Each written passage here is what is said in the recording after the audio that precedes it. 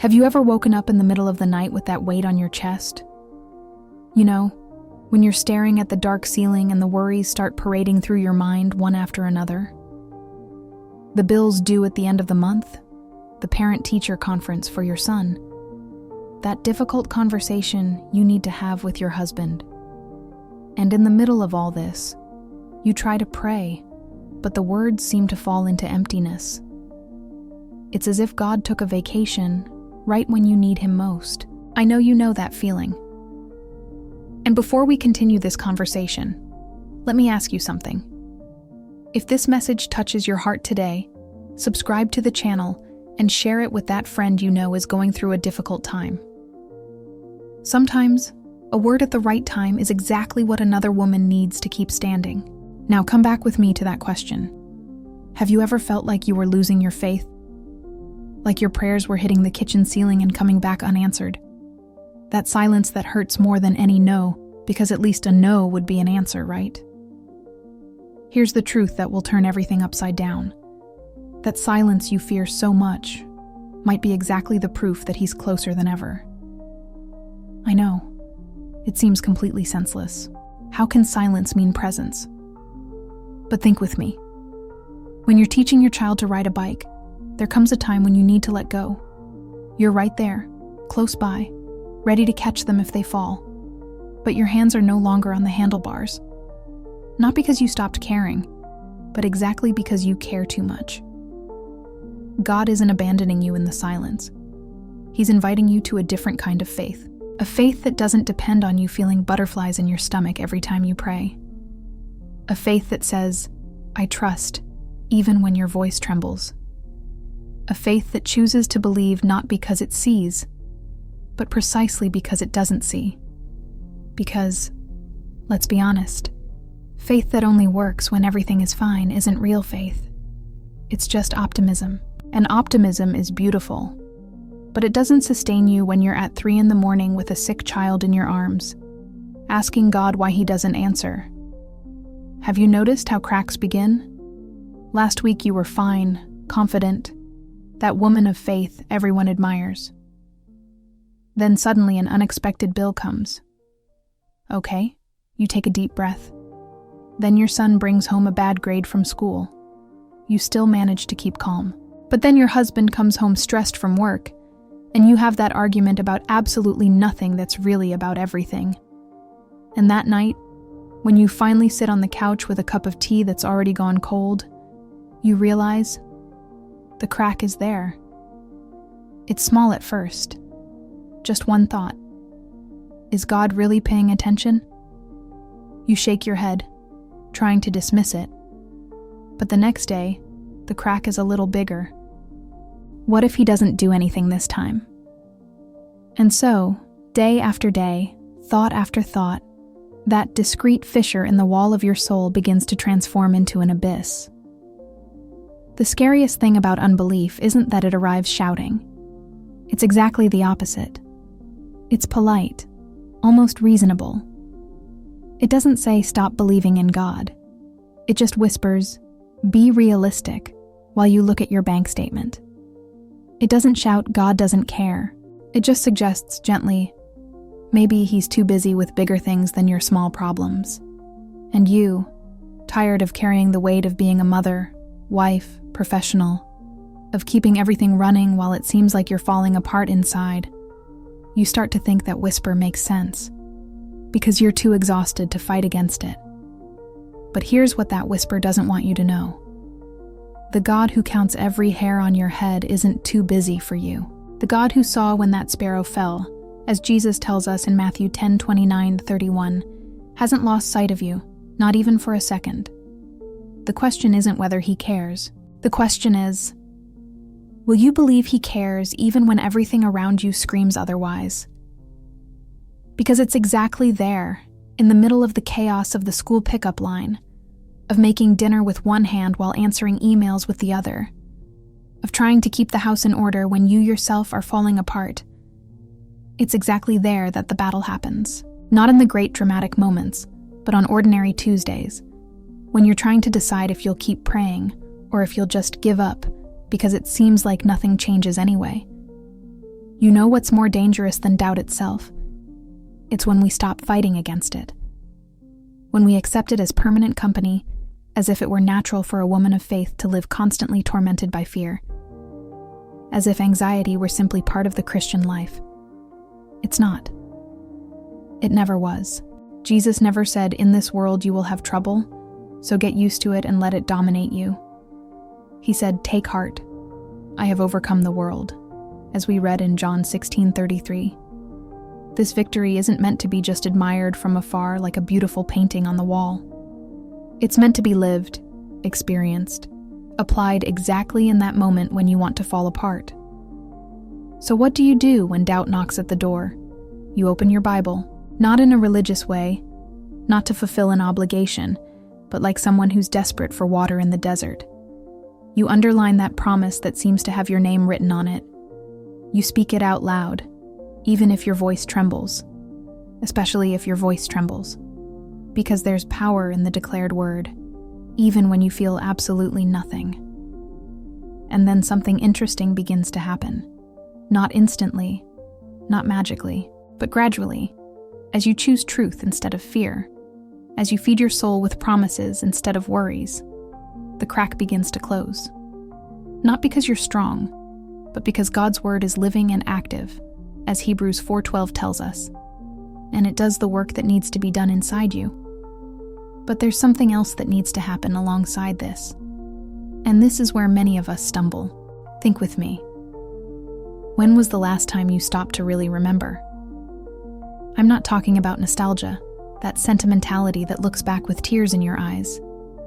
I'm talking about something much more powerful, building altars of memory. You know those stones the people of Israel piled up every time God did something extraordinary? It wasn't decoration.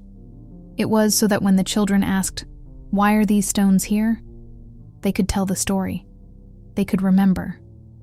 Because the human heart is terribly forgetful when it comes to the good things God has done. Are you living this October 2025 as if God only started acting now? As if there weren't an entire history of faithfulness behind you? How many times has He already opened a door when all seemed closed? How many times has He already provided exactly what you needed, exactly at the right time? How many nights did you think you couldn't go on, and yet here you are, standing, breathing, continuing? That's not coincidence. That's God's character. And when you begin to remember, when you stop living as if this were the first crisis you're facing, and remember all the others He's already helped you through, something changes inside you. Gratitude begins to expel fear. The memory of past faithfulness becomes fuel for present confidence. It's as if each memory were a small light you turn on in the darkness, and suddenly you realize it's not as dark as it seemed. Let me give you a practical idea, something you can start today. Grab a jar, any one you have at home. It could be that glass one you use to store cookies.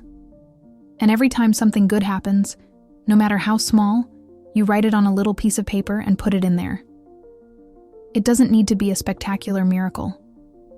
It could be the fact that you found a parking spot at Target on a chaotic day. It could be your child's unexpected smile. It could be that bill you were sure you couldn't pay, and at the last minute a solution came. And then, at the end of the month, when you're in that moment of doubt again, you open that jar and read. And suddenly you have tangible evidence that God hasn't stopped acting. He was there, in every small detail, in every silent provision, in every mercy you almost didn't notice because you were too busy worrying about tomorrow. Imagine doing this with your kids. You're having dinner together, and you take some papers from that jar and read them. Remember when we thought we wouldn't have enough and God provided? Remember when I was so worried about that and God took care of everything? You're not just creating memories. You're building faith in the next generation. You're teaching your children that the God who took care of you yesterday is the same God who will take care of you tomorrow. And here's the secret that changes everything. Christ isn't just one solution among many. He's not a supplement for when you're feeling a bit spiritually weak. He is the fountain, the only one, the sufficient one.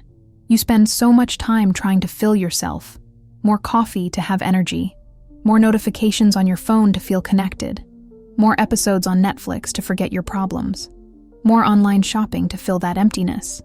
And at the end of the day, you're still empty because you were drinking from wells that were never made to satisfy your thirst. Jesus is the fountain that never runs dry. As he told the woman at the well in John 4:14, "Whoever drinks the water he gives will never thirst again."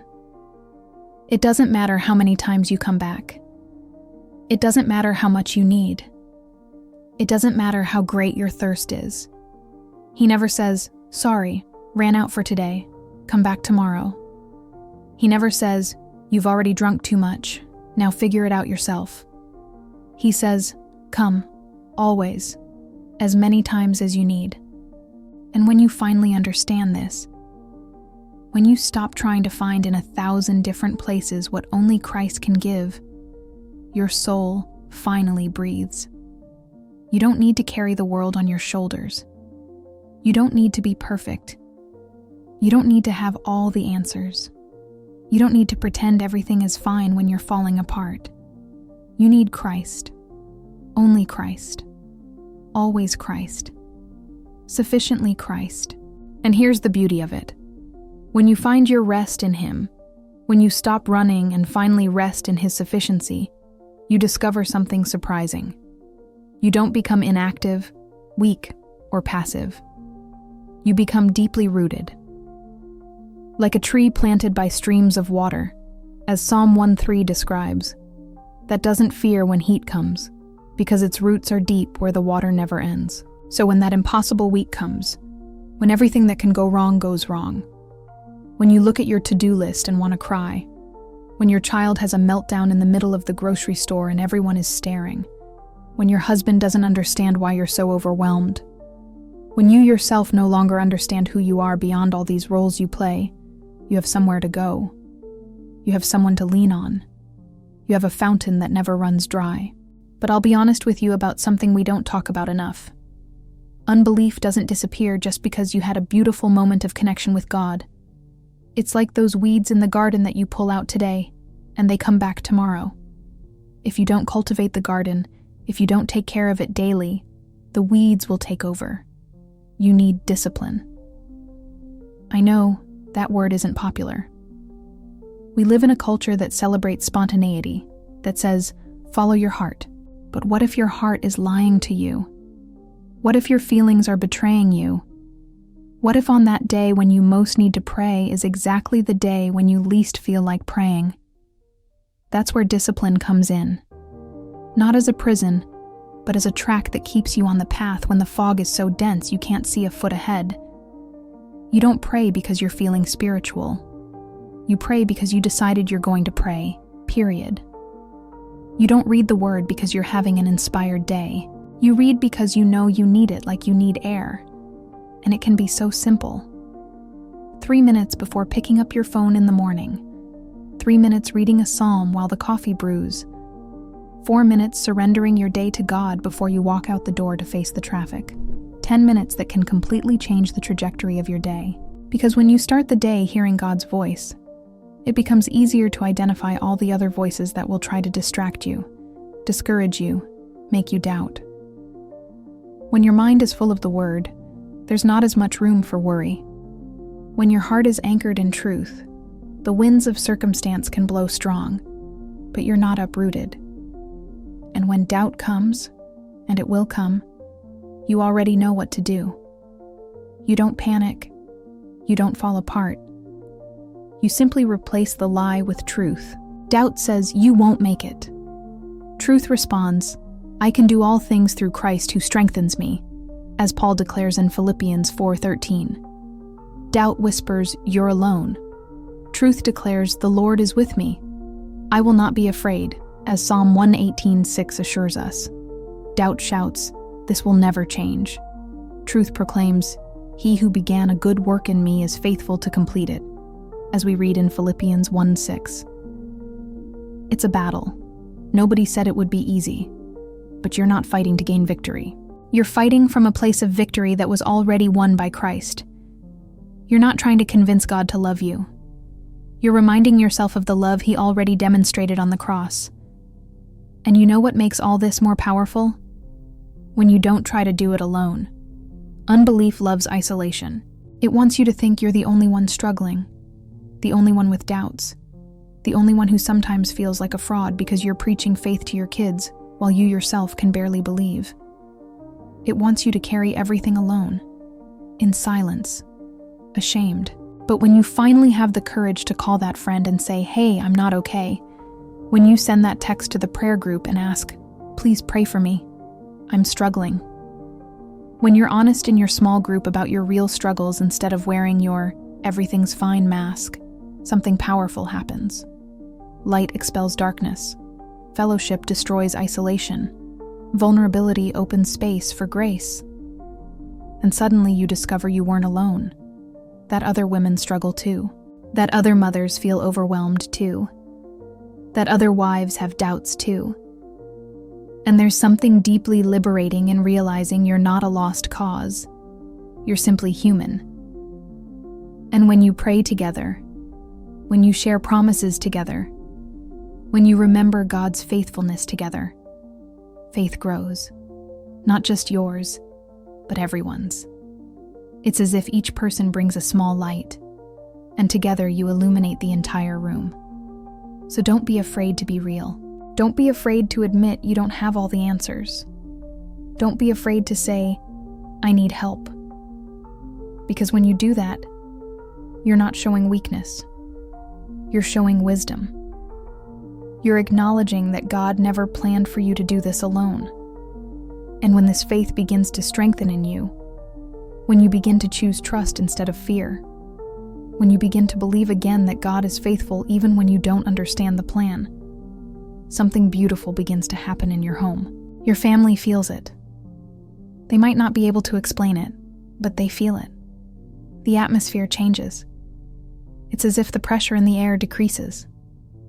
The children, who are like little emotional sponges absorbing everything around them, they begin to breathe more easily. Your husband notices you're different, lighter somehow, even though the circumstances are the same. Because when you return to resting in God, when you stop trying to control everything and let go of the steering wheel, when you choose peace instead of panic, it overflows. Not in perfection, not in having everything together all the time, but in something much more precious, real presence. You're really there, not just physically, but emotionally, spiritually present. You listen to your child talk about their day without your mind being in 1,000 different places.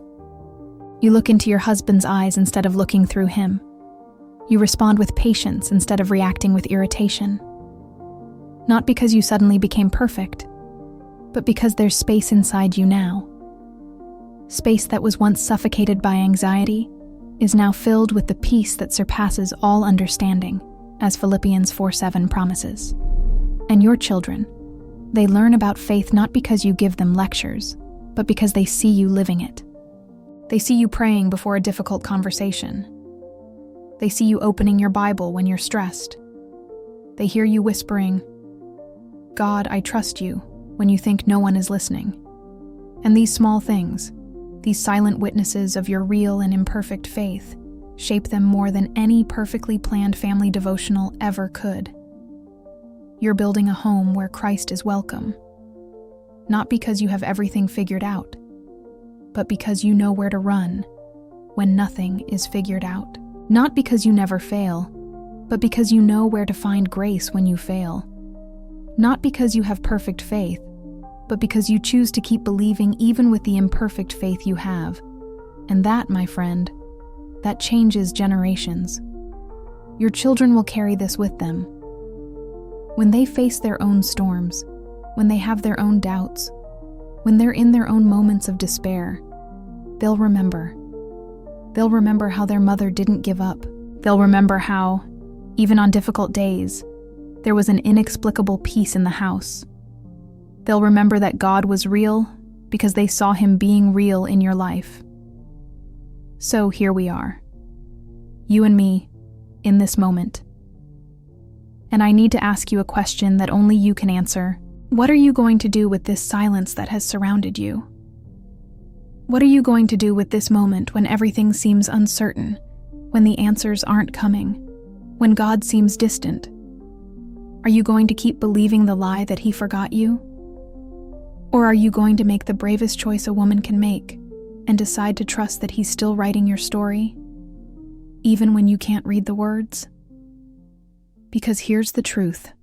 I need you to engrave on your heart. True faith isn't born on days when the sun is shining and everything is flowing perfectly. Anyone can trust when it's easy. True faith, the faith that moves mountains, the faith that changes destinies, that faith is born in the desert. It blooms when everything seems barren, when there's not a rain cloud on the horizon, when each step seems harder than the last, but the heart refuses to give up. It blooms when you're washing the dishes for the 1,000th time and choose to whisper, "Thank you," instead of complaining. It blooms when you're in traffic, and instead of getting anxious, you use that time to pray. It blooms when you look at that bill you don't know how you'll pay, and instead of panicking, you declare, "My God will supply all my needs according to His riches in glory," just as Paul wrote in Philippians 4:19. It blooms in the middle of the night when you're awake, not because you're worried, but because you're talking with the one who never sleeps. It blooms in the doctor's waiting room, in the school hallway, in the silence of the car after dropping off the kids. It blooms in all these small moments when you choose Christ instead of fear. And every time you make that choice, every time you say yes to faith and no to doubt, something happens in the spiritual realm. You're planting seeds. You don't see it immediately, you don't feel it right away, but it's happening. And the day will come when you'll look back and see the harvest. You'll see how those impossible days, those moments when you thought you couldn't continue but continued anyway, how they shaped you into someone stronger, wiser, more deeply rooted in Christ. Today, right now, in this exact moment when you're hearing these words, God is inviting you. Not to a perfect life, not to a path without difficulties, but to a journey of trust. A journey where you learn that He is sufficient when nothing else is. A journey where you discover that His grace truly is enough, as He told Paul in 2 Corinthians 12:9. A journey where you experience that His strength is made perfect in your weakness. He's inviting you to remember, to look back and see all the times He sustained you, even when you thought you would fall. All the times He provided, even when it seemed impossible. All the times He was there, even when you didn't feel His presence. What if this moment, this exact moment of uncertainty you're living in, isn't a sign that He abandoned you, but rather the ground where your next miracle is beginning to sprout? What if God is simply waiting to see if you'll keep watering the seed of faith, even when you don't see anything growing yet? Because God's miracles rarely happen the way we expect. They don't come with fireworks and spotlights. They come quietly, discreetly, often disguised as coincidences that only those with eyes of faith can recognize as divine provision. So I challenge you today. Take one more step, one more day of trust, one more choice to believe instead of doubt, one more prayer instead of one more worry, one more declaration of faith instead of one more moment of fear. And as you take these steps, remember, you're not alone. There are thousands of women around the world right now, also choosing to believe, also fighting the good fight of faith, also refusing to give up. And the one who began the good work in each of us is faithful to complete it. Now, I want to hear from you. I want you to stop for a moment and think. In what area of your life is God asking you to keep trusting, even without understanding? Is it in finances? In your marriage? In someone's health that you love? In your children's future? In something you don't even have the courage to say out loud, but that keeps you up every night? Go to the comments and share. You don't need to give all the details, but share where you need faith today. Because when you do that, when you put it out there, two things happen. First, you take away the power of silence over that fear. Second, you create fellowship. And there will be someone who will read your comment and think, "Wow, me too." And suddenly, none of you are alone anymore. And if this message touched your heart, if something here spoke to you in a special way, do me a favor. Share this video with that friend you know needs to hear this. You know who she is. The one who's silently struggling. The one who puts a smile on her face, but you notice there's something heavy in her eyes. Be God's instrument to encourage her today. And subscribe to the channel.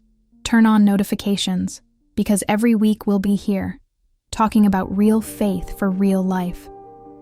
Not that Instagram faith that looks perfect, but the faith that bleeds, that costs, that sometimes hurts, but that also heals, restores, and transforms.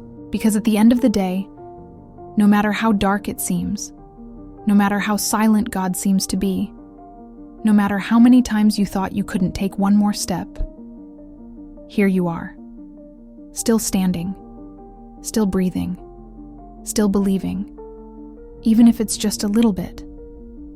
And that little bit, my dear, in God's hands, is all He needs to make the impossible happen.